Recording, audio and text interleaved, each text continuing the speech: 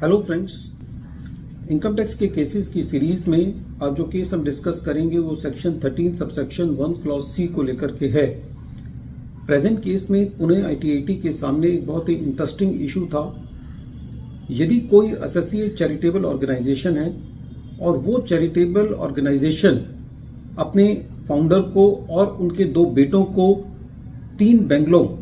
रहने के लिए देते हैं और उनसे बहुत ही कम रेंट चार्ज करते हैं, जो कि प्रेजेंट केस में खाली 5,000 रुपये महीना था,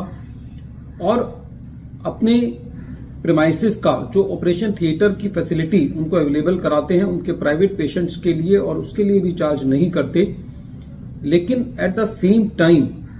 जो फाउंडर है और उनके 2 बेटे हैं वो उस ऑर्गेनाइजेशन के लिए 24 घंटे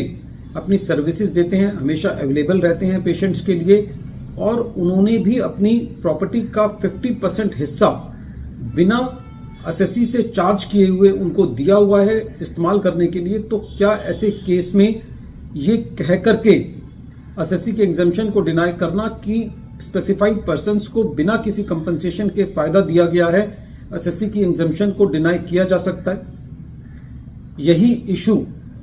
पुणे आईटीआईटी के सामने एक case Swasthya Yog Pratishthan versus deputy commissioner of income tax exemption के केस में सामने आया। ये case 97 ITR tribunal short note 47 पर रिपोर्ट हुआ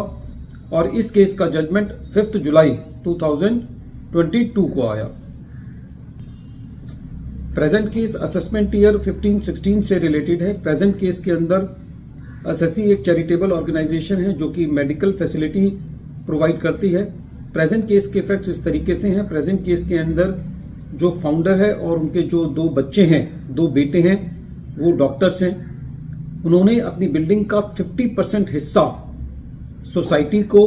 फ्री में दिया हुआ है, उससे कोई रेंट चार्ज नहीं करते, और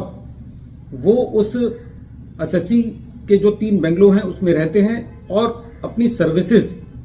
उस हॉस्पिटल के लिए 24 घंटे अवेलेबल कराते हैं और उसके लिए भी कोई चार्ज नहीं करते। असेसमेंट प्रोसीडिंग्स के दौरान असेसिंग ऑफिसर ने यह पाया कि जो एसएससी है उसके कुछ ऑपरेशन रूम्स जो फाउंडर हैं और उनके 2 बेटे हैं अपने प्राइवेट प्रैक्टिस के लिए यूज करते हैं और उसका कोई चार्ज नहीं देते, और एट द सेम टाइम जो फाउंडर और उनके 2 बेटे हैं वो उस एसएससी सोसाइटी के बंगलौज में रहते हैं और खाली 5,000 रुपये महीने का किराया देते हैं। असेसिंग ऑफिसर का यह कहना था कि क्योंकि ये स्पेसिफाइड पर्सन्स हैं और इनको एक फायदा पहुंचाया गया है, उनसे कोई चार्जेस नहीं लिए गए, तो इसलिए असेसिंग ऑफिसर ने उस सोसाइटी को सेक्शन 11 की एग्जम्पशन को डिनाई किया। जब ये मैटर सीआईटी अपील के पास गया तो सीआईटी अपील ने एसएससी की जो सेक्शन 11 की एग्जम्पशन थी उसको तो अलाउ किया, लेकिन ये कहा कि जितना ऑपरेशन थिएटर का रेंट बनता है और जितना उन बंगलोज का रेंट बनता है उतना एसएससी की इनकम में एड बैक होना चाहिए। एसएससी फर्दर इस मैटर को ट्रिब्यूनल में लेकर गया और जब ट्रिब्यूनल ने इस मैटर को सुना तो ट्रिब्यूनल का यह कहना था कि प्रेजेंट केस में जो फाउंडर और उसके 2 बेटे सोसाइटी को सर्विसेज प्रोवाइड कर रहे हैं और उन्होंने अपनी जो प्रॉपर्टी का 50% हिस्सा उसको अपने इस्तेमाल के लिए दिया हुआ है बिना किराए का, इससे एसएससी का रेंट और सैलरी सेव होता है। ट्रिब्यूनल का यह कहना था कि प्रेजेंट केस के अंदर ये नहीं कहा जा सकता कि जो स्पेसिफाइड पर्सन्स हैं उन्होंने एसएससी सोसाइटी से कोई बेनिफिट बिना उनको रिम्बर्स किए हुए लिया है। ट्रिब्यूनल का यह भी कहना था कि प्रेजेंट केस के अंदर जो सोसाइटी ने उनको रहने के लिए जगह दी है वो खाली इसलिए दी है क्योंकि वो ये इंश्योर करना चाहते हैं कि डॉक्टर्स की सर्विस जो है वो राउंड द क्लॉक 24 घंटे एसएससी के पेशेंट्स के लिए अवेलेबल रहे। इस तरीके से ट्रिब्यूनल का यह कहना था कि खाली इस वजह से कि कोई बंगलो का कम किराया लिया गया है, इस वजह से एसएससी की एग्जम्पशन को डिनाई नहीं किया जा सकता। पूरे केस के फैक्ट्स को as a in totality examine करके देखना है, क्योंकि प्रेजेंट केस के अंदर जो स्पेसिफाइड पर्सन्स हैं उन्होंने भी अपनी प्रेमाइसेस को सोसाइटी के लिए दिया है। जो भी वो सर्विसेज देते हैं उसके लिए कोई भी